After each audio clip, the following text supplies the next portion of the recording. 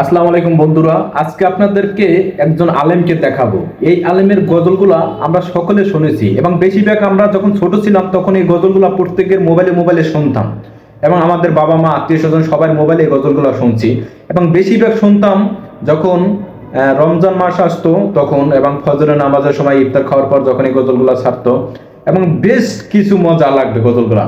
আপনারা কখনো কল্পনা করতে পারবেন না যে এই লোকটা এত মধুর কণ্ঠের গজলগুলা গাইছে, কখনো কল্পনাও করতে পারবে না। আজকে এই লোকটাকে আপনাকে দেখাবো, মানে তার কণ্ঠটা আপনারা সত্যি মনে পড়বে যে এই গজলগুলা এই লোকটা গাইতে পারে। বিশ্বাসই করবেন না, এই মানুষটা এত সুন্দর সুন্দর গজলগুলা গাইছে। আপনারা দেখুন, এই হয়েছে সেই লোক। আমি আপনাদেরকে সাইডা শোনাইতেছি, দেখেন।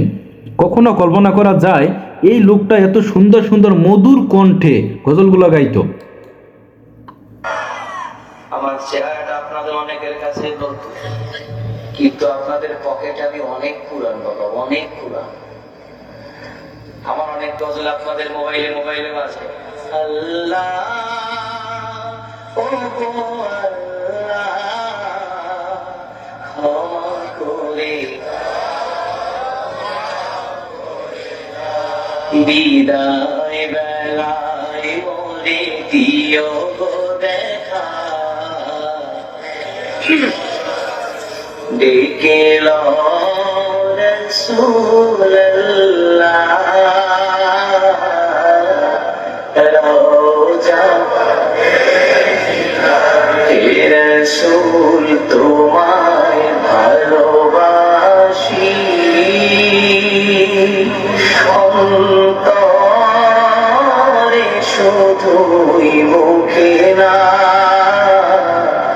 জান্নাতের আশা নয় হে রাসূল, জাহান্নাম তোমার ওই নাম শুনিলা,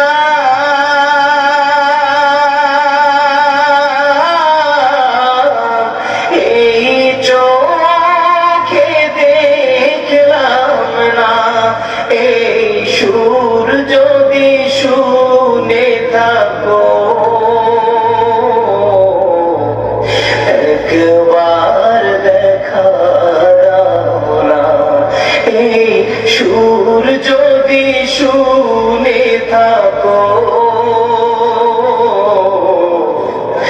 একবার দেখা দাও না, হে রাসূল তোমায় ভালোবাসি,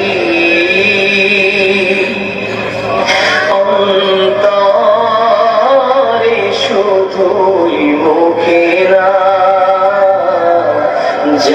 জান্নাতের আশা নয় হে রাসূল, জাহান্নাম কেউ ডোরে না, জান্নাতের আশা নয় হে রাসূল, জাহান্নাম কেউ ডোরে না।